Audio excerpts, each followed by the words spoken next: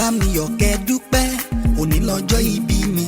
Bíbélì wípé kọ́ wa láti máa ka iye ọjọ́ wa yá lè máa fi ọkàn wa sí ipa ọgbọ́n. Húrè! Bàbá wa olùṣọ́ àgùntàn ọmọọba Alfred Oladejo Olaoye Orumogege aláṣẹ Triumph Home Care Incorporated Maryland USA ló ń sọjọ́ ìbí. Gbogbo ọjọ́ karùn-ún oṣù karùn-ún ọdọọdún ni ọjọ́ ìbí ẹni àyànmọ́ ẹ̀yin lójú Olódùmarè bàbá àrà tó mọ iye ọmọ. Ọjọ́ náà rí bí àná tí a bí ọmọ titun ìkókó sínú ayé sínú agboolé àrẹ̀mọ ní Ìtàpópó l'Ógbómọ̀ṣọ́. Ọmọdé àná ti wá di àgbàlagbà ọdún 75 years. Ọpẹ́ ńlá ni fọba olóore tó dẹ́mi rẹ ọmọ aya àtẹ̀bísí lórúkọ olólùfẹ́ rẹ ọ̀wọ́n olórí Ignes Juliana Ọlájùmọ̀kẹ́ Ọláoyè àti gbogbo òṣìṣẹ́ Triumph Home Care Incorporated Maryland USA là ń wí pé ọdọọdún là ń rórógbó ọdọọdún là ń ráwùsá ọdọọdún là ń rọmọbì lórí àtẹ. Ẹ̀mí rẹ tó ṣe tọdún yìí yóò ṣe ọ̀pọ̀lọpọ̀ ọdún láyé tayatọmọ. Bẹ́ẹ̀ lẹ́ ò kórè òkòdélé o láṣẹ Èdùmàrè. Happy birthday daddy,